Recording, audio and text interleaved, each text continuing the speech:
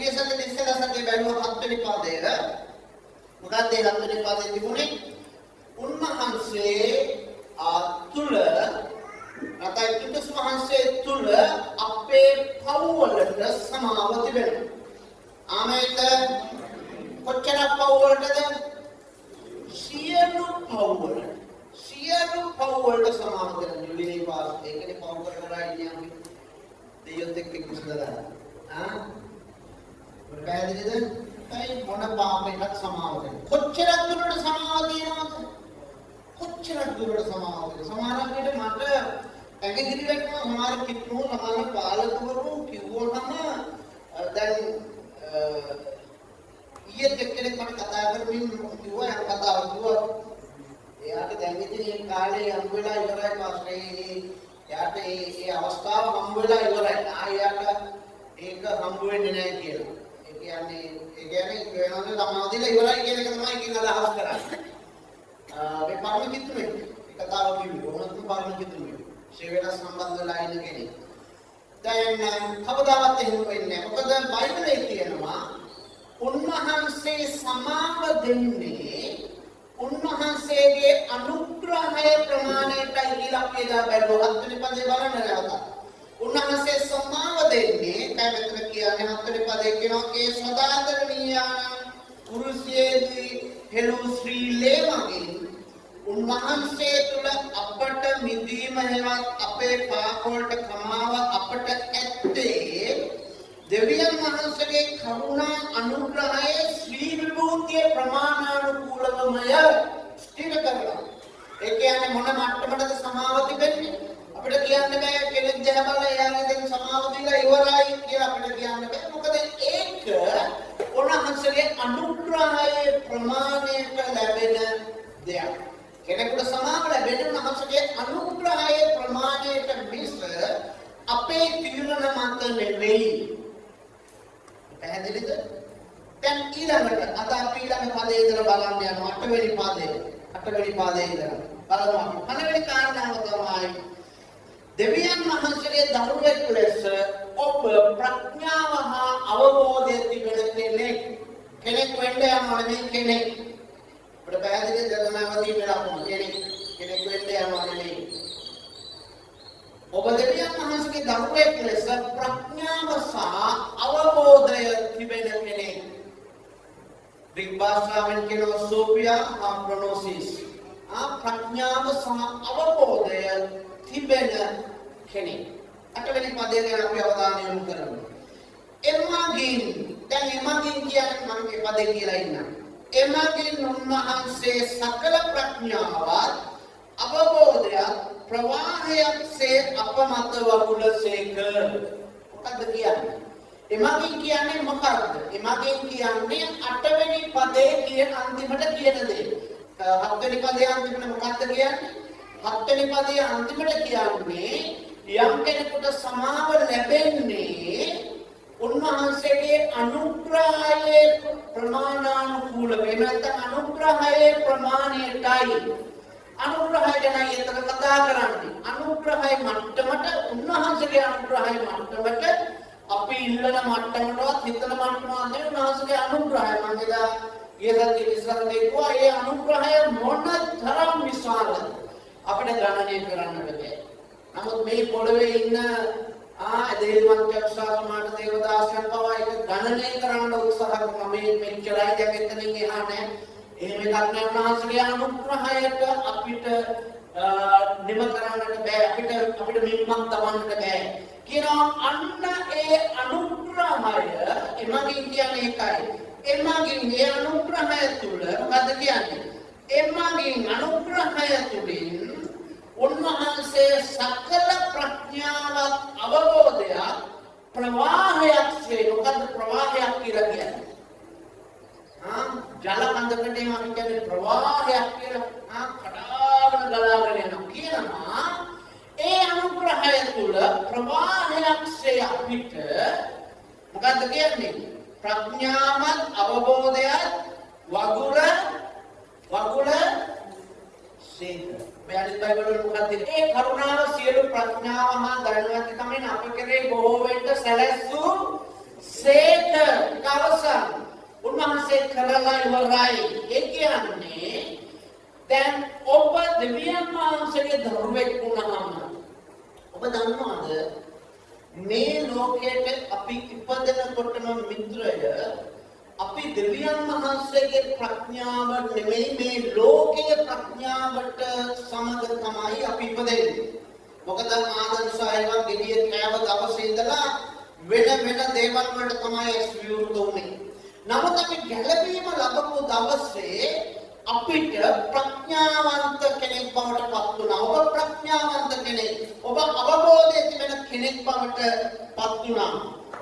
අනුග්‍රහය නිරතුරුවම ඔබ ප්‍රඥාවන්ත කෙනෙක් බවට පත් කරන අවබෝධය තිබෙන කෙනෙක් බවට පත් කරනවා. මොකද ඔබ උන්වහන්සේගේ දරුකම ලැබුවා කියන්නේ ඔබ වෙතට අනුග්‍රහය ආව. අනුග්‍රහය නිසායි සමාව ලැබුණේ.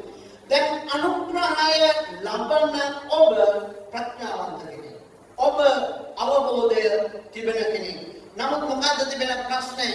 අද ගොඩාක් කිතුණන් සංග තිබෙන ප්‍රශ්නේ තමයි ඔවුන් ප්‍රඥාවන්ත නැහැ. ඔවුන් ප්‍රඥාවන්ත නැහැ. ඒ කියන්නේ ඔවුන් තුල තිබෙන අපි කියන්නේ විහිං මෝඩ වෙලා කිතුණෝ හරියට අඥාන වැඩ, මෝඩ වැඩ, අවබෝධය නැති දේවල් කරනවා. ඇයි හේතුව? ඔවුන් තේරුම් අරගෙන නැහැ ඔවුන් ප්‍රඥාවන්ත කෙනෙක් කියලා. මිත්‍රේ මාපඩ කියන ඔබ නිරතුරුව ඔබ ගැන දකින්නට ඕනේ හා ප්‍රකාශ කරන්නට ඕනේ දේ තමයි මම ප්‍රඥාවන්ත කෙනෙක්, මම අවබෝධය තිබෙන කෙනෙක්. ඔබ අනුග්‍රහය තුල යන කෙනෙක් නම් මේක ඔබට අත්දකින්නට පුළුවන්කම තියෙනවා. දැන් ඔබ තුල අනුග්‍රහය කරනකොටගෙන මේක තිබෙනවා. නමුත් කොහොමද මේක අත්දැකීමකට පැමිණෙන්නේ? අත්දැකීමකට පැමිණෙන්නේ අනුග්‍රහය තුල ගමන් කිරීමෙන්. මම ඔබට පදයක් කියලා අවධානය යොමු කරන්න කොළොස් 2:3 බලන්න අපි ගැන කියන දේ. ප්‍රඥාවේ අවබෝධයේ සමස්ත ධන සම්භාරයම ගබඩා කොට ඇත්තේ ක්‍රිස්තුස් වහන්සේ තුලය. පරම බයිබලයේ කියනවා ඒ තනන් වහන්සේ තුල ප්‍රඥාවේ දැනගැන්මේ සියලු වස්තු නිදාන කර ඇත. ඒ තනන් වහන්සේ කියන්නේ කවුද? මෙතන බොහොම පැහැදිලිව කියනවා ක්‍රිස්තුස් වහන්සේ තුල ප්‍රඥාවේ අවබෝධයේ සමස්ත ධන සම්භාරයම ගබඩා කොට ඇත්තේ ක්‍රිස්තුස් වහන්සේ තුලය. ඒ කියන්නේ ප්‍රඥා අවබෝධය කා තුලද තියෙන්නේ? යේසුස් වහන්සේ තුල ගබඩා කරලා තියෙනවා. ඒ යේසුස් වහන්සේ කොහෙද ගබඩා කරලා තියෙන්නේ? යේසුස් කොහෙද ඉන්නේ? යේසුස් කොහෙද ඉන්නේ? සමහරවිට උන් මාරුවේ පපුවට යනවා, සමහරවිට බාගට යනවා, එහෙම යනවා. කොහෙද ඉන්නේ යේසුස් වහන්සේ? ඔබ තුල. ඒ කියන්නේ ප්‍රඥාව සහ මේ දැනගැනීම දැන් කොහෙද තියෙන්නේ? මේ අවබෝධය දැන් කොහෙද තියෙන්නේ කියන්නේ? ඔබ තුල තියෙනවා.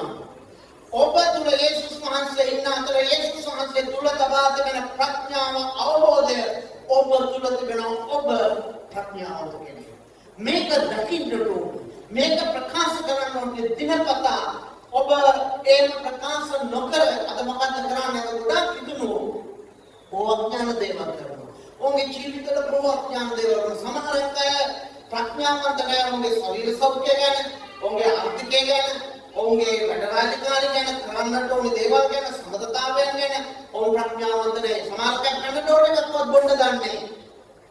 සමහර කිතුණු ඉන්නවා. ඔවුන් කනඩෝල එකක්වත් බොන්න දන්නේ නැහැ. ඉතින් ලාවට කනඩෝල ඕනේ ඉස්සරහට කියලා තියෙනවා. කනඩෝල එකක් කොයි ගත්තා සමහරට දෙකක් ගන්න එකයි ගන්න. තේරෙන්නේ මේ අවුරුදු 45 වයස කනඩෝල එකයි ගන්න. ඕයි දෙක ඉන්න බෑ එකයි ගන්න. අපිට මේ උදේ අරක ගත්තා අපහොරයා ප්‍රයදාහයට තමයි ඊළඟ පෙන්ඩෝල එක. පෙන්ඩෝල එකක්වත් ගන්න දන්නේ. තමයි ශරීර සෞඛ්‍ය ගැන කිසි දේවල් දන්නේ නැහැ. ආර්ථිකය ගැන දන්නේ නැහැ. අරේකට ණය වෙනවා, මෙහෙකට ණය වෙනවා, අරේකට ණය වෙනවා, මෙහෙකට ණය වෙනවා. දැන් ප්‍රඥාවන්ත භාවයේ මේ පෞද්ගලික කාලේ කිතුනෝ කොච්චර අමාරුවේ ලෝකයේ අය වගේ කිතුනොත් අමාරුවේ වැටෙනවා හොඳටම දන්නවා. ප්‍රඥාව නැහැ කියපු ගමන් කියලා ගන්නවා. වෛද්‍යවරයෙක් මොනවා හරි කියපු ගමන් විස්තරයක් මොකද්ද කරන්නේ? ඒ ටික හිල්ලකට තමයි නේද වෙන්නේ. මිත්‍රයා යාගේ දැනුමේ මෙයාගේ අවබෝධයක් සමග අත්දැකීම් සමග කියන දේ ඔබට ආදාළ නැහැ සියල්ල. ඔබට කන්ටෝනි ප්‍රමාණයක් තිබෙනවා. ඔබ ප්‍රඥාවන්ත කෙනෙක්. වෛද්‍යවරයාට වඩා ඔබ ප්‍රඥාවන්ත නැද්ද? ආමෙන්ද? ඔබ ක්‍රිස්තුස් වහන්සේ ඔබ තුල ඉන්නවා. එයාට වඩා ප්‍රඥාවන්තයි. කරුණු 100ක් කිව්වොත් 100 නෙවෙයි 100ක් කිව්වොත් 120ක් දාගෙන තමයි එනකොට එන්නේ. ඔබට මේ ඔක්කොම විශ්වාස කරන්න එපා, ඒ ඔක්කොම ලබා ගන්න එපා. අපි දැන් තාරවල හුලංගන බලන්න ගන්න ඒ වගේ දේවල් පැත්තකට දාලා ඔක්කොම නාටික ගන්න. එයාගේ අධ්‍යාපනයේ එයා අපි දන්නේ ඉස්සරහේ හැම අවයවයක් ගැන එයා ඒ කොටසක් අරගෙන ඒ මොන නාටික අරගෙන ඔබට පුළුවන් ඔබ ප්‍රඥාව පාවිච්චි කරන ඔබට පුළුවන් ගොඩක් දේවල් පැත්තකට දාලා මොන නාටික ගන්න. කිතුනවද ඒක කරන්නේ? කිතුනවද කරන්නේ? මේ ප්‍රඥාව පාවිච්චි කරන්න. යම් කෙනෙක් මොනවා හරි කිව්වොත් යම් දේවල් නිකන් ගිලින්න එපා. පාවිච්චි කරන්න. ප්‍රඥාව ඔබට දීලා තිබෙන දෙයක්, ඔබ තුළ තිබෙන දෙයක්. තාමෙන්ද ඔබ ප්‍රඥාවන්ත කෙනෙක්, ඔබ දැනුවත් කෙනෙක්, ඔබ අවබෝධය තිබෙන කෙනෙක්. ඒක කියන්නේ දේව වචනේ. උන්වහන්සේ කියනවා ඒක දීලා. ඒකයි බයිබලයේ කියන්නේ ඉතවද දෙකේ උන්වහන්සේට බය වීම ප්‍රඥාවේ උත්සාහයක්. අද කිතුම ප්‍රඥාවන්ත නැහැ, කපටි. පට්ට මොකක්ද ඒකට කියන්නේ? අට්ට කපටිකමක් තියෙනවා කිතුනු. අට්ට කපටකම් කරන්න කිතුනු අපේ සභාවේ නෑ එහෙමයි. හරිද? අට්ට කපටි. හරි කපටි. අටට අඳුර ගන්න ඕන මම බයිබල් පදයක් දෙන්න මේක කියන අධ්‍යයනය කරලා බලන්න. යාකෝබ පොතේ 3:13 ඉඳලා 18 දක්වා. යාකෝබ 3:13 ඉඳලා 18 දක්වා බලන්න. ඔබ කපටිකමෙන් කරන දේවල් වෙනසක් ප්‍රඥාවෙන් කරන දේවල් අතර වෙනස බයිබලයේ බොහොම පැහැදිලි. මේක බයිබලයේ කියන්නේ. ඔබට පැහැදිලිද? ඒ නිසා කපටිව දේවල් කරන්න සමාන මිනිස්සුන්ව කපටිව ගොඩාක් දේවල් හිතලා වැඩකාරයෝ වගේ වැඩ කරනවා. හැබැයි උන්ගේ ජීවිත දිහා බලපුවම මොකුත් ලබාගත් දේවල් නෙවෙයි. ඇයි හේතුව? ඕන කපටි. මිත්‍රේ කපටිකම නෙවෙයි ප්‍රඥාව කියන්නේ. කපටිකම මේ ලෝකයට තිබෙන දෙයක්. ලෝකයේ ජයගන්නේ කපටිකමෙන්. අපි ජයගන්නේ කපටිකමෙන් නෙවෙයි. අපි ජයගන්නේ ප්‍රඥාව සහ අපි තුල දෙවියන් වහන්සේ දවාත් වෙන අවබෝධය. කොහොමද ඒක දවාත් වෙනවා කියලා කියන්නේ? කොහොමද කොච්චරද දැම්ම කියලා කියන්නේ? බාල්දියක්ද? කෝපෙන්ද? මොකෙන්ද දැම්ම කියලා කියන්නේ? එමගින් උන්වහන්සේ සකල ප්‍රඥාවත් අවබෝධයත් ප්‍රවාහයක්සේ අප මත වරුලස ප්‍රවාහයක්සේ පොට්ට නිකන් කෝපෙකින් නෙමෙයි දුන්නේ ප්‍රවාහයක්සේ අප වෙතට එන්න සලස්වන. ඔබ පුරුෂයෙක් ලෙස ප්‍රඥාවන්ත, ඔබ පියෙක් ලෙස ප්‍රඥාවන්ත, ඔබ ගෘහණියක් ලෙස ප්‍රඥාවන්ත, ඔබ පාසල් යන දුර්දර්ශක ලෙස ඔබ ප්‍රඥාවන්ත, ආව වැඩ කරන කෙනෙක් ලෙස ඔබ ප්‍රඥාවන්ත. ප්‍රඥාව බයිබලයේ කියන්නේ ප්‍රඥාව මදිනම් ඉල්ලන්න. ඒ කියන්නේ උන්වහන්සේ එහෙම ඉල්ලන්න කියලා කියන්නේ. මොකද ප්‍රඥාව අවබෝධ කරගන්න ඕන. ප්‍රඥාව ඉල්ලන්න දෙයක් ප්‍රඥාව තිබෙනවා. ඒ කියන එක අවබෝධ කරගන්නට ඕන. ගොඩක් අය අවබෝධ කරගන්නේ. මම අපිට කියන්න දෙක දෙයක්. ප්‍රඥාව ලබන්නේ අනුග්‍රහයට ඔබ වඩා ඉඩ දෙන්න. අපි හැම කෙනෙක්ම මම ඇතුළු අපි හැම කෙනෙක්ම ඕනතරම් මොඩ වැඩ කරනවා. මම මොට්ටකම් කරගත්ත ඕනතරම් තියෙනවා. ඒ හැම අවස්ථාවකම ගණනයකට බලපුවාම අනුග්‍රහය මත යැපෙන්නේ නැති ඕනෑම වෙලාවක අපි අඥාන දේවල් කරනවා. අනුග්‍රහය මත යැපෙන්නේ නැති ඕනෑම වෙලාවක අපි ලෝකේ කපටිකම් මනුව අප ක්‍රියා කරන්නට ගිහිල්ලා අපි ගොඩාක් අමාරු වෙනවා. මතක තියාගන්න මිත්‍රේ කපටි වෙන්නට නෙමෙයි අනුග්‍රහයෙන් ඔබ ඒ ප්‍රඥාව ලබා ගන්න. කොහොමද ප්‍රඥාව ලබන්නේ? අනුග්‍රහය බලාපොරොත්තු වීමෙන්, අනුග්‍රහය ලබා ගැනීමෙන්, අනුග්‍රහය තුළ ගමන් කිරීමෙන් ඔබ වඩා ප්‍රඥාවන්ත භාවය ලබනවා. ඒ වගේම තව දෙයක් ඔබට කියන්න යනවා. බෙල්ලම දෙවෙනි පේත්‍රස් පොතේ පළවෙනි පරිච්ඡේදය දාන්න. දෙවියන් වහන්සේ අපගේ ස්වාමී යේසුස් වහන්සේද දෙවියන් වහන්සේද අපගේ ස්වාමී යේසුස් වහන්සේද දැනගැනීමෙන් අනුග්‍රහයත් සමාදානයත් ඔබලාට වැඩි වේවා. මේ මොකද බලන්න මේ පාඩේ වැදගත්. මම ඔබට කියන්න ගියා මේ ප්‍රඥාව හා දැනගැනීම කියලා කියන්නේ නැත්නම් ප්‍රඥාව සහ අවබෝධය කියලා කියන්නේ දෙවිදිහකට වැඩ කරන දෙයක්. හොඳට දැනගන්න. එකක් තමයි ඔබ අනුග්‍රහය මත යන විට ඔබ ප්‍රඥාව ලබා ගන්න. ඔබ වඩා අවබෝධය ලබා ගන්න. ඔබ ඒක මුක්ති විඳින්න පටන් ගන්න. මෙතන මොකද්ද කියන්නේ? අනුග්‍රහයෙන් දැනගැනීම ලැබෙනවා. මෙතන කියනවා මොකද්ද? දැනගැනීමෙන් අනුග්‍රහය ලැබෙනවා. මම ඔබට පැහැදිලි කරන්නම්.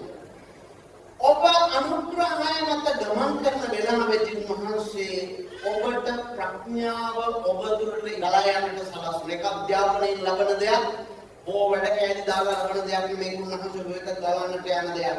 වමනා අවස්ථාවේදී කටයුතු කරන්නට කතා කරන්නට දේවල් කරන්නට වමනා කරන ප්‍රඥාව හා දැනගැනීම අවබෝධයට ලැබෙනවා. දැන් ඊට අමතරව ඔබ මෙතන මොකක්ද කියන්නේ දැනගැනීමෙන් අනුග්‍රහය ලබන මොන දැනගැනීමෙන්? ඒ දැනගැනීම කියලා එතන කියන්නේ මේ ලෝකයේ දැනගැනීම නෙවෙයි. මේ ලෝකයේ දේවල් දැනගත්ත කියලා ඔබ අනුග්‍රහය ලබන්නේ. හැබැයි ඔබ දේව වචනයෙන් සත්‍යතාවයන් ඔබ දැනගන්න මොකද්ද වෙන්නේ? දේව වචනේ සත්‍යතාවයන් ග්‍රහණය කරගන්න. ඔබ ක්‍රිස්තුස් මහන්සිය ගැන දැනගන්න. උන්වහන්සේ පූජාව ගැන දැනගන්න. ඒ අනුග්‍රහය ඔබට එදහස්. පැහැදිලිද එතකොට? මේක හොඳට තේරුම් ගන්න.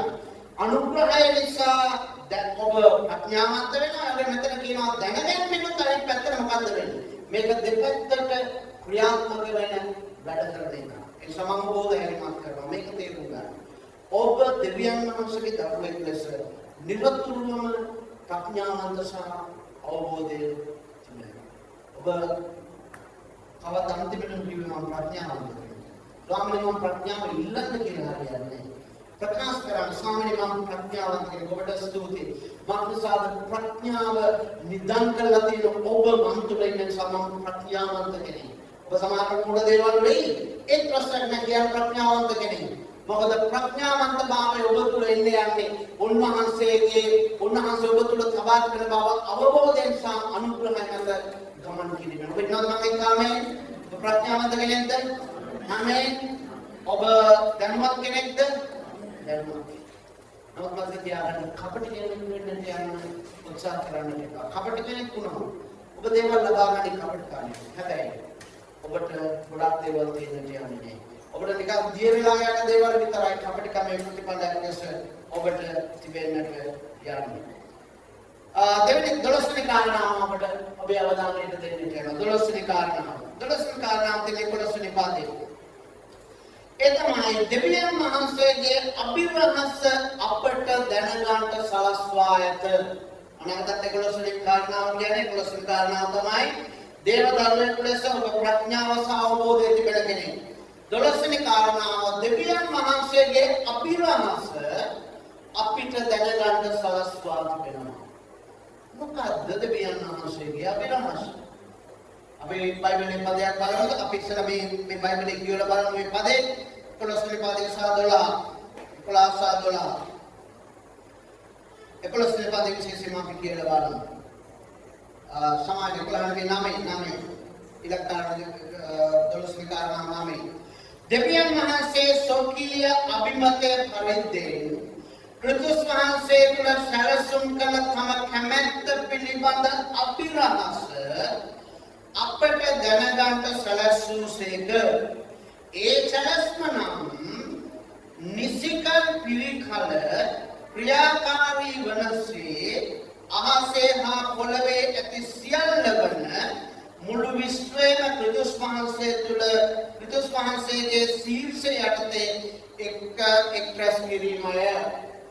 දැන් ඔබට පැහැදිලි කියලා කියන්නේද? තම බොහොම පැහැදිලිව කියනවා දෙවියන් වහන්සේගේ අභිරහස අපට දැන්වා. ඔබ දෙවියන් වහන්සේගේ අභිරහස එදිතරව ලැබුව කෙනෙක්. මේ ලෝකේ කාටවත් ගැළවීම නොලබපේ නෑදෑයන්ට හිතවතුන් ඔබේ වැඩපොළේ ආයත බදාන නෑදෑයන්ට මිත්‍රය මේ විතරව නෑ. හැබැයි ඔබ දෙවියන් වහන්සේගේ අභිරහස අපි මේ බයිබලයේ කියන්නේ කාලවල සම්පූර්ණකමේ නියමයේ ලෙස ස්වර්ගයේ දේවල්ද පොළවේ දේවල්ද යන සියල්ල ක්‍රිස්තුස් වහන්සේ තුළ ඒකරාශී කරන්නට ඉලවපදේ. තමන් වහන්සේ තුළ අදහස් කළ තමන්ගේ ප්‍රසන්නකමේ හැටියට තමන්ගේ කැමැත්තේ රහස අපට දන්වා දීමෙන් ඔබ දෙවියන් වහන්සේගේ අභිරහසක් දන්න කෙනෙක්. මිනිස් කැමැති අනිත්‍යයේ රහස් දැනගන්න. එහෙම දැනගන්න බැරුණා ඊවෝ මට ඒක දැනගන්න බැරුණා කියලා දුක් වෙනවා සමානක් වෙන. මතක තියාගන්න ඔබ දැනගන්න ඕන වැදගත්ම දේ දැනගෙන ඉඳලා දෙවියන් වහන්සේගේ අභිරහස. මොකක්ද දෙවියන් වහන්සේගේ අභිරහස? අපිනාගත කොලොසි පොතේ 2 තුනට දෙකේ දෙකට පෙන්නන්න. දාන කොලොස් දෙකේ දෙක. අපි ඉස්සර කොලොස් දෙකේ තුන බැලුවා දැන් කොලොස් දෙකේ දෙක බලන්න. මේ බයිබලයේ කියනවා මාගේ බලාපොරොත්තු නම් වුණා හදින් දිවිගැන්වී පෙමින් එක්සත් වී සම්පූර්ණ අවබෝධයෙන් උපරිම සමෘද්ධියක් කර ගැනීමයි. එවිට දෙවියන් වහන්සේගේ අභිරහස ඔවුන්ට දැනගත හැකි වෙයි. ඒ අභිරහස නම් ක්‍රිස්තුස් වහන්සේ. මේ බයිබලයේ කියනවා ඒ වනාහි ඔවුන් ප්‍රේමී සම්බන්ධ වී තේරුම් ගැනීමේ සම්පූර්ණ සහතිකයේ නැමැති සියලු සම්පත භුක්ති විඳිමින් තමුන්ගේ සිත් සනසනු ලබන පිණිස දෙවියන් වහන්සේගේ රහස වන ක්‍රිස්තුස් වහන්සේ දැනගන්න පිණිස මතක තියාගන්න දෙවියන් වහන්සේගේ අභිරහස එහෙම නැත්නම් රහස තමයි ක්‍රිස්තුස් වහන්සේ. તો මොකක්ද ඒක රහසක් වෙන්නේ? ඒ ක්‍රිස්තුස් වහන්සේ මෙච්චරම රහසක් වෙන්නේ මිත්‍රයෙක්. මේ පෞකාර ලෝකයට පාපයට වැටුණු ලෝකයට ඉදිරියේදී කරන්නට යන හැම දෙයක්ම දාලා තිබුණේ සැලසුම් කරලා තිබුණේ යේසුස් වහන්සේ තුල. අපේ පාප සමාවද, අපේ දේව දරුකමද, අපේ ආශිර්වාදයද, අපේ උරුමයද, ලෝකේ සියලු දේවල් ජයග්‍රහණයන්ද, මේ සියලු දේවල් දාලා තිබුණේ උන්වහන්සේ තුල.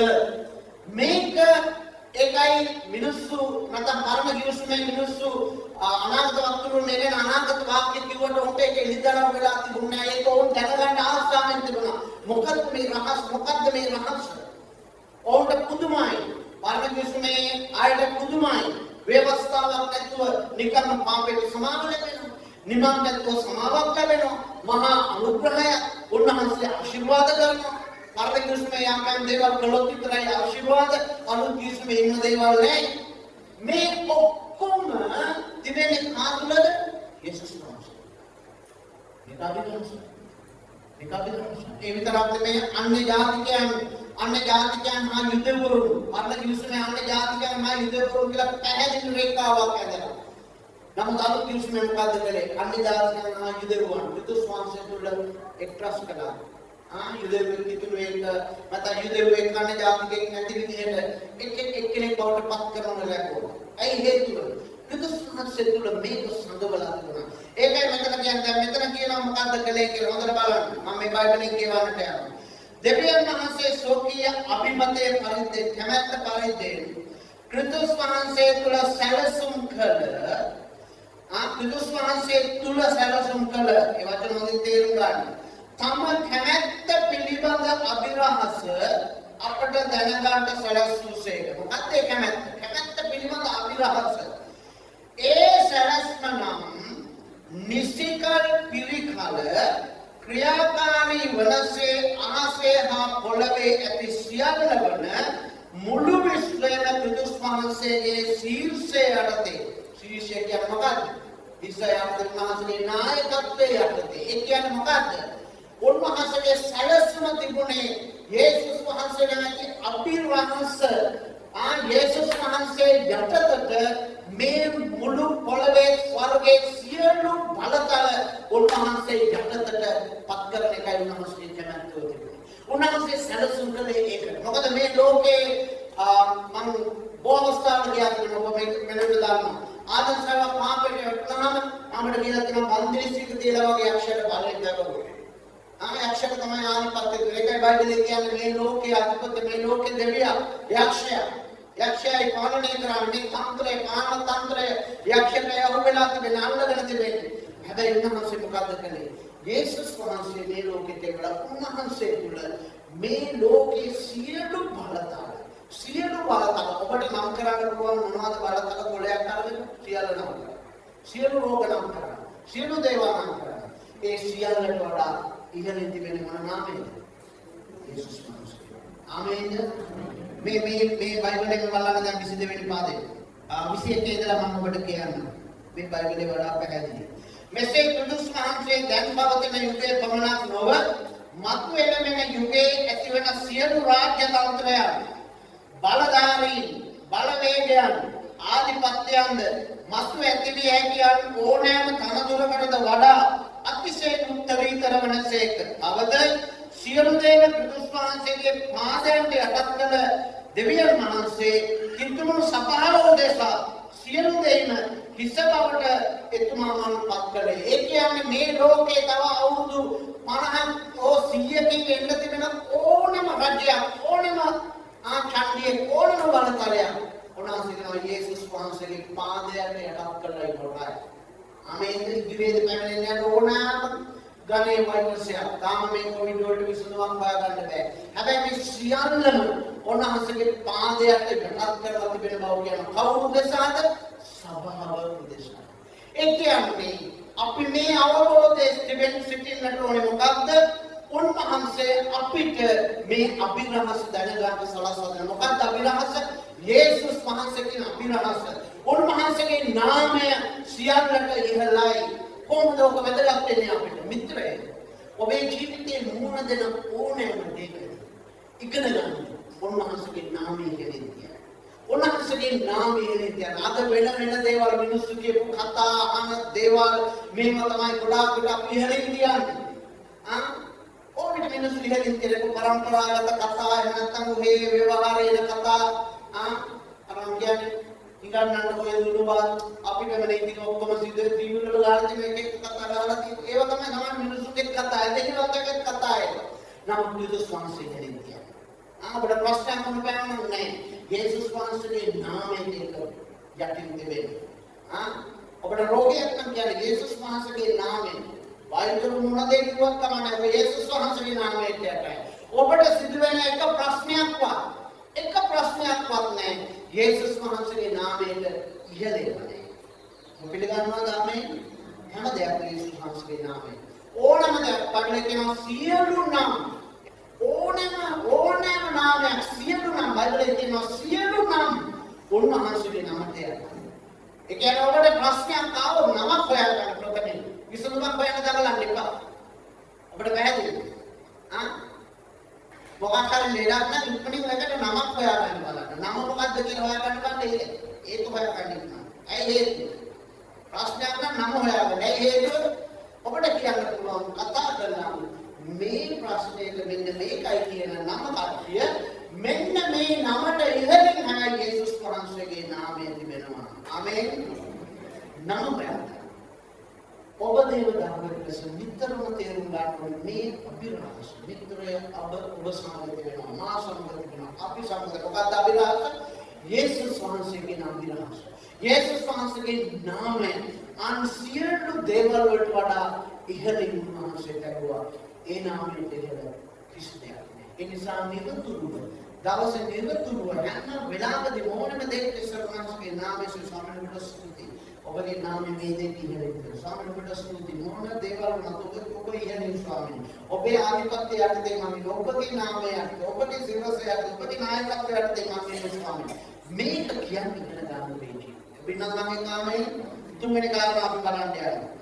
තුන්වෙනි කාරණාව තමයි අපි දෙවියන් වහන්සේගේ උරුමය භුක්ති විඳින අයයි. තුන්වෙනි කාරණාව.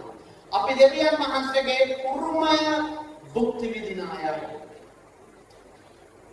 අරුමේ 11 වෙනි පදේ බලන්න. මොකක්ද කියන්නේ කියලා 11 බලන්න. පෙර නියම කරගත් තමන් ක්‍රිය ආරමුණ අනුව හැමදේම ක්‍රියා කරන දෙවියන් වහන්සේ තම සැලැස්ම ලෙස ක්‍රිස්තුස් වහන්සේ තුළ දිව්‍ය උරුමේ භුක්තියට අප තෝරාගත්සේක. මොන දෙයක්? මිනිස්සු අරකට මේකට තෝරාගත්තේ නැතුණාම ජීවිතේම අපයා මෙයා ගැන වෛරේ ඉන්නවා. ආකාර දානතුරු ගත්තේ නැහැ. මට අර වගේ කීම දුන්නේ නැහැ. පල්ලිවලත් එහෙම තමයි. ගමේ සමාජයේ එහෙම තමයි. පැහැදිලි කනතුරු හම්බුන්නේ නැහැ. අපෝ හම්බුන්නේ නැහැ. මේවා හම්බුන්නේ නැහැ. පල්ලිවලත් ප්‍රශ්න ගොඩාක් තිබෙනවා. අපේ ස්වභාවය නම් එහෙමත් නැහැ. 100ක් නැති නෑ. හැබැයි අඩුයි. හොඳයි. හැබැයි මිත්‍රේ මෙතන මොකක්ද කියන්නේ? අපිව තෝරාගත්ත දෙයක් ගැන කියනවා. මොකටද තෝරාගෙන දෙන්නේ? පෙර නියම කරගත් තමන් ප්‍රිය අරමුණ අනුව උන්වහන්සේගේ නියමයන් තියෙනවා හැම දෙයකටම. ප්‍රිය අරමුණ අනුව හැමදේම ක්‍රියා කරන දෙවියන් වහන්සේ තම සැලැස්ම ලෙස ක්‍රිස්තුස් වහන්සේ තුළ දිව්‍ය උරුමේ භුක්තියට අපිව තෝරගත්තා. දිව්‍ය උරුමේ දෙවියන් වහන්සේගේ උරුමය භුක්ති විඳින්නට උන්වහන්සේ අපව තෝරාගෙන දෙනවා. ආමේන්ද? මිත්‍රේ මොනතරම් සන්තෝෂ වෙන්නද? මොනතරම් සන්තෝෂ වේදනද. මිනිස්සු අද මොනවාද? ඊළඟට පොඩි දේවල් වලටත් නැත්නම් බුදලේට පරම්පරාවෙන් එන දේවල්ට හරි ගෑදරන්නේ අපිට ඇති කරගන්න බෑ. නඩු කියලා හරි කොහොමද ලබා ගන්න. අපිට කියන්නේ පරම්පරාවේ එන දෙයක් තියෙනවා ගන්න එපා කියලා. හැබැයි මේකට කරගන්න එපා. දඟලන්න එපා. මොකද බూరుමක්කාරය. බයිබලයේ බොහොම පැහැදිලිව කියන්නේ රෝම 8:14. තවද දරුවෝ නම් බూరుමක්කාරය, රෝමක්කාරය කර්මක්කාරයෝද? සමාජ කර්මක්කාරයෝ වගේ තමයි. මේ දරුවෝ නම් දරුවෝ පෙන්නන්න උන්වහන්සේගේ දරුවෝ අත ගන්න බලන්න සමාජ කරන්නේ. උන්වහන්සේගේ දරුවෙක් නම් බూరుමක්කාරය. ආදීමක්කාරය. දරුවෝ පහළක් ඉන්න කොච්චස් තුනයි ඒ කොච්චස් බూరుමක්කාරය. මරා ගන්න සමානයි. තවද දරුවෝ නම් උරුමකාරයෝ, දෙවියන් වහන්සේගේ උරුමකාරයෝ, ක්‍රිස්තුස් වහන්සේ සමග හවුල් උරුමකාරයෝ. ඒ කියන්නේ දෙවියන් වහන්සේ ක්‍රිස්තුස් වහන්සේ දිහා බලන විදියටමයි ඒ ආදරයෙන්මයි ඒ ප්‍රේමයෙන්මයි ඒ සැලකීමෙන්මයි ඔබ දිහා බලන. මොකද උන්වහන්සේ වැඩිමාල් පුතා පාරයි. ආමෙන්. දුවරු නැණි අපිට කිව්වනේ. ඒ වගේ දුවරු නැණි අපිට කිව්වද කියන්නේ. පුතාලා විතරයි. ඇදලා තව දරුවෝ නම් උරුමකාරයෝ, දෙවියන් වහන්සේගේ උරුමකාරයෝ, ක්‍රිස්තුස් වහන්සේගේ හවුල් උරුමකාරයෝ, උන්වහන්සේ සමග මහිමේ ලබන පිණිස උන්වහන්සේ සමග දුක් විඳුණා මෙසේ වන්නේ. දැන් සමහර සභාවලක සමහර පිටුනෝ ඔය පදේ මොකක්ද අල්ලගෙන ලොකුමයි. අර දුක් විඳිනවා කියන එක. අනිත් ඔක්කොම ටික කැලේ. උන්වහන්සේ දුක් විඳිනවා. කුරුසිය දරාගෙන යන්න ඕනේ. මොකද බැහැ. ලක්මයි අල්ලන්නේ කොටස දැන් මුල් කොටසක් තිබෙනවා. උරුමකාරය. ඔබ ක්‍රිස්තුස් සමග හවුල් උරුමකාරය, දෙවියන් වහන්සේගේ උරුමකාරය. ඒ නිසා මිත්‍රයෝ ඔබ උරුමේ ලබන්න යනව නෙමෙයි. ඔබ දැනටමත් උරුමකාරයෙක්. ආමේන්ද? ඔබ දැනටම උන්වහන්සේ ඔබ උදෙසා දීලා දෙන උපවාසකතිය. තාම නෙමෙයි. අද ගොඩාක් අය තමුන් පොහොසත් කියලා දකින්නේ, තමුන් සඵලවත් කියලා දකින්නේ තමුන්ට තියෙන දේවල් අනුව. නේ ඒ ලෝකේ ක්‍රමයේ බයිබලයට අනුව ඔබ සඵලවත් වෙන්නේ ඔබට තියෙන දේවල් අනුව නෙමෙයි. කියලා කොච්චරද වාහන කොච්චරද බැංකුවේ කොච්චරද ඒ වේම මේ බයිබලයට අනුව සඵලවත් බවන්නේ. ඒක මේ ලෝකේ සඵලවත්. ඒ නිසා තමයි පෙන්වන්න කරන්නේ ඒගොල්ලන්ගේ සඵලවත් බව මොකද්ද වෙන්නේ? හිතේ ගමන් බින්දුවට පරිණ. දැන් මේ කාලේ මිනිස්සුන්ට සඵලවත් බව වෙන්නේ ඒ බොහෝ සඵලවත් කරනවා කියන්නේ අnder මිනිස්සු සමානයි. ව්‍යාපාරිකයන්. ඒ බින්දුවට නැහැ. නමුත් ඔබේ සඵලවත් භාවයේ තියෙන්නේ දේවල් මත නෙමෙයි විතරයි. අමෝඩ බයිබලයේ පදයක් පෙන්නන්න දෙයක් කොහොම කරන්නේ? දාන උත්පත්ති පොතේ 39 වෙනි පරිච්ඡේදයක දෙක බලමු. උත්පත්ති 39 එක. ගොඩාක් අය ඉන්නේ තම සමග තිබෙන දේ තමයි සඵලත්වය. තමුන්ට දේවල් තිබෙන්න ඕනේ. මම කතා කරන්නේ. යෝසෙෆ් මිසරයට ගෙන යන රටේ කොහොමද ගෙන ගියේ රජෙක් ලෙසද? යෝසෙෆ් මිසරේ රජ අගමැති බවට පත් වුණා. හැබැයි අරගෙන ගියේ අගමැති විදියට නෙමෙයි. මොන විදියටද අරගෙන ගියේ? වහලේ අයියලා විසින් වික්කවුවා. යෝසෙෆ් මිසරයට ගෙන යන රටේ මොකද ඇඳුමක්වත් තිබුණේ නැහැ. යටි කොටයක් ගහලා ගෙනියන්න ගත්තේ මොකද අර පිපිච්ච තාත්තා මහරජෙක් හොඳ ඇඳුම තාත්තගෙන් පෙමුණු උරුමයන් ඒ ඔක්කොම ඉරලා බැටුවෙගේ ලේ තමල තාත්තට ගෙනින් දුන්නා. යටි කොටයක් ගහගෙන යන්න ඇත්තේ. යෝසෙෆ් මිසරයට ගෙන යන රටේ පාරාවගේ ඇමතියෙක් රැකවලුන්ගේ නායකයා වූ මිසරෙක් වන පොතිපර් ඔහු එහි ගෙන ගිය ඉස්මායිල් වරුන්ගේ නෝ මිලදී ගත්තේ. ඒ කියන්නේ වහල් කොල්ලෙක් ලෙස මේ වෙළඳුන් විකුණන වෙළඳු ගිරිල්ලා මිසරේ රජතුමාගේ මහා ඇමතියට ඔහු විකුණු ලැබුවා. ඊළඟ පදේ ස්වාමීන් වහන්සේ යෝසෙෆ් සමග වූසේක. කවුද හිටියේ? තාත්තා නැහැ, කවුරුත් හිටියේ නැහැ, අයියලා නැහැ. ස්වාමීන් වහන්සේ වූ සමග. ඊළඟ මොකද්ද කියනවාද? ඔහු සඵලවත් මිනිසෙක්. එක්ක දෙයියෝ බොරු කියන්න ඕනි, එක්ක බයිබලයේ සත්‍යතාවය වෙනස් වෙනවා. නැත්නම් මේ ලෝකයේ දේවල් වෙනස් වෙනවා. අපි දන්නවද වෙනස් බොරු කියන්නේ? එහෙනම් මොකද්ද විතර පෙන්නන්නේ? සඵලවත් මිනිසෙක් කියන මුල් භාෂාවෙත් තියෙන එකමයි. සඵලවත් මිනිසෙක්. කොහොමද උඹ සඵලවත් කියලා කියන්නේ? පුළුවන් සඵලවත් කියන්නේ? යම් කොටේකින් ගිය බහු වහලේ ප්‍රෙස වරන් හොදනවා වෙඩි හොදනවා විදුලත් ගන්නවා මාළු වලට වතුර දානවා ගේ පොලිස් කරනවා හැම දෙයක්ම කරනවා ගෙදර ඇති මොන දෙයක්වත් නැහැ කාන්තරෙන් ඈත් වෙලා තාත්තගන්නේ තාත්තා හිතන්නේ මම මැරෙද්ද කියලා සහෝදර විතරයි මේ රහස කරගෙන ඉන්නේ සහෝදර විකුණනම යනවා ඒක පැහැදිලි ඒ බයිබලයේ කියන මොකද්ද සපලවත් මිනිස්සු පුළුවන් සපලවත් වෙන්න මොකක්ද ඒ සපලවත් භාවය ඒ සපලවත් භාවයේ කාර්යයක් තුන සපලවත් භාවය නෙමෙයි ඉඩමක් කර දක්වන තුන සපලවත් භාවය නෙමෙයි බැංක් පෙළක්ස 15ක් 20ක් තුන සපලවත් භාවය නෙමෙයි හැබැයි සපලවත් මිනිස්සු ස්වාමීන් වහන්සේ ඔහු සමග සිටියා ඔහු සපලවත් මිනිස්සෙක් දැන් ඔබ තේරෙනවද ඔබ සපලවත් කියලා ආමේන් ඔබේ තියෙන දේවල් නම් මේ සපලවත් වෙන්නේ ඔබ කොහොමද උන්වහන්සේගේ ධර්මයෙන් දැස උන්වහන්සේගේ සපලවත් භාවය තිබෙන මොකද උන්වහන්සේ ඔබ සමග ඉන්නවා එදා යෝසෙෆ් බයිබලයේ කියන ස්වාමීන් වහන්සේ යෝසෙෆ් සමග උසේක අද ඔබ ගැන කියනවා නම් කියන්න තියෙන ස්වාමීන් වහන්සේ ඔහු තුල සිටිසේක කියලා ආමේන් ස්වාමීන් වහන්සේ ඔබ තුල ඉන්නවා ඔබ ඊට වඩා මොන තරම් සපලවත් ඔබ සපලවත් මිනිස්සු මුලින් තේරුම් අරගෙන ඉන්න ඕනේ මං සපලවත් මිනිස්සේ. මිනිස්සුන්ට අතේ සල්ලි නැත්තම් සපලවත් භාවය ගැන කතා කරන්න බෑ. ප්‍රශ්නයක් නම් ආර්ථික අමාරුවක් නම් සපලවත් කියලා කියාගන්න බෑ. ඒකත් අපි ප්‍රශංසා කරන්නවත් නෑ සමාජ කරගන්න බැරි වෙන අවස්ථා තියෙනවා. කිතුරුවා නේ.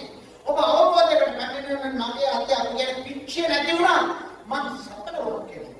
මගේ සපලවත් භාවය කියන්නේ මේ අනිත් මිනිස්සුන්ට කියන දේවල් දැකලා නෙමෙයි සපලවත් වෙන්නේ. උන්වහන්සේ මම සමග ඉන්නවා මම තුල ඉන්නවා උන්වහන්සේගේ වචනේ පොරොන්දු මම සමග ඒවා මම උදෙසා දීලා තිබෙන දේවල් මම උදෙසා උන්වහන්සේ ජීවිතේ පූජා කරලා මම සඵලවත් කෙනෙක් මිත්‍රයේ සඵලවත් භාවය ඔබ තේරුම් ගත්තා ඒක ප්‍රකාශ කරනකොට අනිවාර්යයෙන්ම ඔබ වෙතට ඒක පැමිණෙනවා ආමේන් ප්‍රථමයෙන් ඔබ සඵලවත් වෙන්නේ කිතුණු එක්ලස සඵලවත් වෙන්නේ දේවල් ලබාගෙන නෙමෙයි ඔබ දේවල් ලබා ගැනීමෙන් නෙමෙයි සඵලවත් වෙන්නේ. ඔබ සඵලවත් නිසා දේවල් ලබා ගන්න. ආමේන්. ලෝකේට නම් දේවල් ලබා ගැනීමෙන් සඵලවත් වෙන්නේ. කිතුණු එක්ලස දේවල් ධර්මයක් ලෙස ඔබ සඵලවත් වෙන්නේ. ඔබ සඵලවත් නිසා දේවල් ලබා ගන්න. දැන් ඔබ සඵලවත් කෙනෙක්ද? ආමේන්. ඒ නිසා ඔබට දේවල් තියෙනවා. ඔබට දේවල් තියෙනවා. දැන් මේක හරි විරුද්ධයි කිතුණු ස්වභාව සමාන වෙට මේ කතා කරනවාට මේ තියෙනවා අන්තර්ගත සමානකම් එක දන්නවා සඵලත්වයේ ස්වභාවය ගොස්පල් කියලා කියනවා සඵලත්වයේ ස්වභාවය ඒ කියන්නේ සමානකම් කියන සඵලත්වයේ ස්වභාවය කියලා ඒ වචනයක් තිබෙන නිසා ඒක ගැන කොහොමද කතා කරනවා කියලා ඒක කතා කරන්න එපා සඵලත්වය ගැන කතා කරලා දුක් විඳීම ගැන කතා කරන්න දැන් මම ඒකට විරුද්ධයි මම හිතන්නේ කියන්නේ සඵලත්වයේ මිනිස්සු සඵලත්වයේ ඔබට සඵලත්වයේ අයිති කෙනෙක් ඔබට සඵලත්වයේ අයිති කෙනෙක්ද? ආමේන්. ඔබ සඵලත්වයේ මම කැමති මේ ලංකාවේ තිබුණු හැම කෙනෙක්ම ඉඩකඩම් තිබෙන, දේපල වස්තුව තිබෙන, කොහොම ඉහළින්ම වැඳෙන අය දකින්න කැමතියි. මේ ස්වභාවයට මම එනකොට හිතිය ඒ අයගේ හිතිය තත්ත්වෙ නෙමෙයි දැන් මම කැමති ඊට වඩා ඔබ යනවා දකින්න කොහොම හොඳම වාහනවල. හොඳම නිවෙස් වලට තිබෙන්න ඕනේ. හොඳම තත්ත්වයක් තිබෙනවා දකින්න මම කැමතියි. හැබැයි පිටුනෝ කියන්නේ නෑ මේ යන්තම් යන්නේ නෑ ඒක වැරදි. ඊළඟ පදේ කමමයි වැරදි කම අපිට පෙන්වන්නද? ඊළඟ පදේත් මම අපිට කියලා ඉන්නද? 12 වෙනි පදේ බලන්න. එසේ කර ඇත්තේ මොකද්ද එසේ කර ඇත්තේ කියන්නේ මේ පදේ කියන එක සම්බන්ධයි. එපිස එකේ 12 බලන්න. එපිස එකේ 10 කියනවා පෙර නියම කරගත් තමන් ක්‍රියා අරමුණ අනුව හැමදේම ක්‍රියා කරන දෙවියන් වහන්සේ තම සකස්ම ලෙස පිටුස් වහන්සේට දිව්‍ය උරුමේ බුද්ධියට අප තෝරාගත්සේක. එසේ කර ඇත්තේ ක්‍රිස්තුස් වහන්සේ කෙරේ මුලින්ම බලාපොරොත්තු දැරුවන් වන අප එතුමාණන්ගේ තේජස්විය පැසීමට ලක් කිරීමේ හේතුකාරකයන් වන පිණිස. මොකද්ද මේ කියන්නේ? ඔබ සඵලවත් මිනිසෙක් වෙලා දෙවියන් වහන්සේට ගෞරවය කියන කෙනෙක් වෙන්න. ඔබ ඉන්නවද මේ ආත්මික හිඟන්නෙක් වෙලා නෙමෙයි. ආත්මික දෙක හරි හොඳයි හැබැයි ඔබට මොකුත් නැහැ. ඔබට මෙහෙම වෙන්න බෑ. එහෙම වෙන්න බෑ. ඔබට දේවල් ලැබීම හොඳයි. අවුරුද්දෙන් අවුරුද්ද කාලේ දේවල් වල සඵලවත් වෙන්නේ. ඒක හොඳයි, ඒක වෙන්නට ඕනේ. ඒක වෙන්නට බයිබලයේ කියනවා ඒ මොකටද එහෙම වෙන්න ඕනේ? එතුමාගේ තේජස්විය පැසසුමට ලක් කරන්න. ඔබට තිබෙන දේවල් දැකලා මිනිස්සු පුදුම වෙයි. පුදුම වෙයි. කයි වෙන්න ඕනේද? ඒක වෙයි. සඵලවත් වෙන්න ඒක හොඳයි. අද කිතුම් සභාවට තියෙන මේ ගැන වැරදි අදහසක්. සඵලත්වයේ මූලධර්මය කියන වැරදි ඉගැන්වීමක් නැතුව නෙමෙයි තිබෙනවා. හැබැයි ඒකට මේ අපේ ලංකාවේ දාන පුරවතත්වක ඉන්නවා කියලා මම හිතන්නේ. අපිට පැහැදිලිද? ලංකාවේ මනසවත් තිබෙන්නේ අනිත් පැත්තටයි ගොඩ නැගිලා තියෙන මේ රටේ තුල තියෙන ආගම නිසා වෙන පැත්තට ගොඩ නැගිලා තියෙනවා. වැඩි ආගමක් අදහනවා නම් හොඳට ආගමක් අදහනවා නම් බොහොම දුක් විඳින්න තමයි යන්නේ. ඒ නිසා තමයි දේවගතිවරු ගැනත් එහෙම හිතන්නේ. දේවගතිවරයෙක් නම් ඔබ ආගමික නායකයෙක් නම් යන්න ඕනේ බොහොම පහත් තත්ත්වයක. මම ඔබට කියන්නේ දෙවියන් මනසේ ධර්මයේ ප්‍රසව දේවල් මුක්ති විදින අතර ඔබුන්වහන්සේ ප්‍රශංසාව කෙරෙන කෙනෙක්. හැබැයි මම දැන් තව දෙයක් කියන්නේ. හැබැයි මේ දේවල් දෙන්නේ, ඒ දේවල් අත්පත් කරගන්නේ ඔබ ඒ දේවල් මුක්ති විදින ඉන්න නෙවෙයි. ඒ දේවල් මොකක්ද? ඒ දේවල් වලට ඔබගේ හිත තබලා, ඒ දේවල් වලට මුළු මනස තබලා ඔබේ වස්තු රැස් කරලා ඉන්නට නෙමෙයි දෙවියන් වහන්සේ දේවල් ඔබට දෙන්නේ. ඔබ කොහොම සඵල කෙනෙක්, ඔබ ක්‍රමානුකූලව දේවල් ලබා ගන්නවා, ඔබ ඒව පාවිච්චි කරන්න ඕනේ. මෙතන කියනවා මුක්ති විඳින පිණිස කොලොසෙනි පදේ කියනවා ක්‍රිස්තුස් වහන්සේ තුළ දිව්‍ය උරුමයේ මුක්තියට අප තෝරාගත්තේක. මොකටද? දිව්‍ය උරුමයේ මුක්ති විඳින්නට. ඒවා මුක්ති විඳින්න. දෙවියන් වහන්සේට ප්‍රශංසාව දෙමින්, දෙවියන් වහන්සේට පාවිච්චි කරමින්, ඔන්නහන්සේට ගෞරවය දෙමින්. ඔබට පැහැදිලිද? සමහර දේවල් ලබා ගත්තාම ආයේ ඒක ඕම් හිතන්නේ මේක මම අමාරුවෙන් ලබා ගත්තා, මේ මෙතනින් එන ආයයක් නෑ. ඒකටම තමයි මනස, ඒක තමයි තමයි භාර්යාවට වඩා ආසයි. දරුවන්ට වඩා ආදරේ, වස්තුවට, දේවල් වලට ආදරේ, දෙවියන් වහන්සේට වඩා, පල්ලියට වඩා, ආත්මික දේවල් වලට වඩා. ඔබට පැහැදිලිද? සමහරටයි ওই වස්තුන් වලට කැමති. මතක තියාගන්න මේ වැඩි. භුක්ති විඳින ඒ රාජ්‍ය සපාවිච්චි කරන්න. ඔබේ වාහනය රෝගියෙක් ගෙනියන්න බැරි තරමට ඔබේ වාහනය ලස්සනව තියාගන්න ඕනේ නම් අපරාධයක් කොට ලැබෙනවා. දෙවනාසයකට නෙමෙයි දුන්නේ. ඔබ පැහැදිලිද? ඔබේ නිවසේ තියෙන අසරණ කෙනෙකුට උපකාරයක් කරන්න බැරි මට්ටමක නම් මේ නිවසේ වැඩක් වෙන්නේ නැහැ. ඔබ පැහැදිලිද? ඔබට තියෙන වස්තුවෙන් අනිත් අයට උපකාරයක් කරන්නට බැරි නම් මේ වස්තුවෙන් වැඩක් වෙන්නේ නැහැ. දෙවනාසෙ දීලා තියෙන ගොඩක් අයට තිබෙන්නේ ඔව් හිතනවා මේක දැන් බොහොම අමාරුවෙන් ලබාගත්ත මෙතනින් එන්න මේක නැති වුණොත් නෑ නැති වෙන්නේ. ඔබ තේරුම්ගෙන එන්නට අවශ්‍යයි.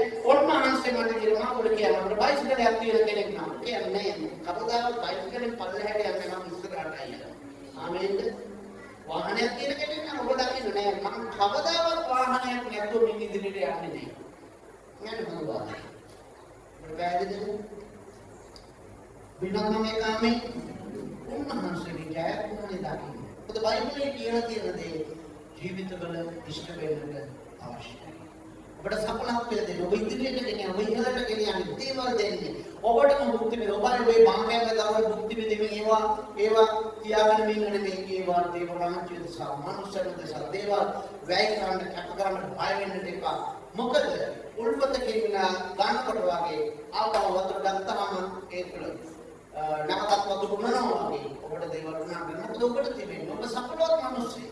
ඔබේ සඵලවත් භාවයේ තියෙන දේවල් මත නෙමෙයි. ඔබ කොහොම සඵලව ඒ නිසා ඒ සඵලවත් භාවයේ ඉදිරියට එන්න තිබෙන දේවල් ගැන ඔබේ යන්නේ කරන්නට ඕනේ. උන්වහන්සේට මහිමය පිණිස ඔබ ජීවත් වෙන්නට අවශ්‍යයි. සාමාන්‍ය කර්ම කිපේ ඔබ ඉදිරියෙන් වෙනවා. තවනවා. අනික කර්ම මාත නැවතත් ඔබට කියන්න පළවෙනි එක තමයි ධර්මයේ මානසික ධර්මයේ ඔබ ප්‍රඥාව තිබෙන ඒවාගෙන දැනුවත්කම දෙන තන අවබෝධය තිබෙන කෙනෙක්.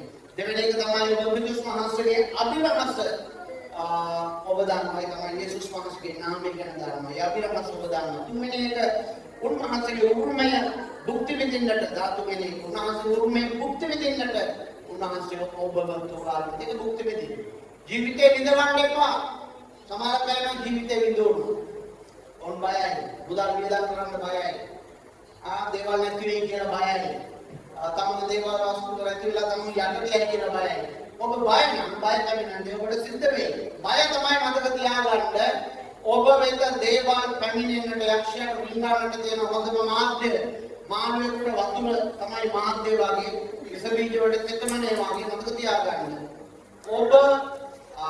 ඔබ තුල බය තිබුණොත් ඔබේ අනාගතය ගැන ඒක තමයි ලොකුම මාධ්‍ය. සතුටට වෙන්න. ඒ නිසා නිතරම කියන ප්‍රකාශ කරන අනිත් පැත්ත. සාමාන්‍යයෙන් ස්තුති මම ජයන්ත වෙන්නේ. මම ඉදිරියට යනවා මම ඉහළට යනවා මම නිරෝගී වෙනවා මම සතරත් එක්ක ඒකට ස්තුති ස්වාමී. මම කවදාවත් මම නැතුව ඉන්නේ යන්නේ. මම ඉදිරියට යනවා. ඔබේ දේවල් ගැන බය වෙන්නේ. ප්‍රණාම සුබ සමන්ත. වෙනත් නම් මේ කාමයේ දේව සුභ ආශිර්වාද කරනවා.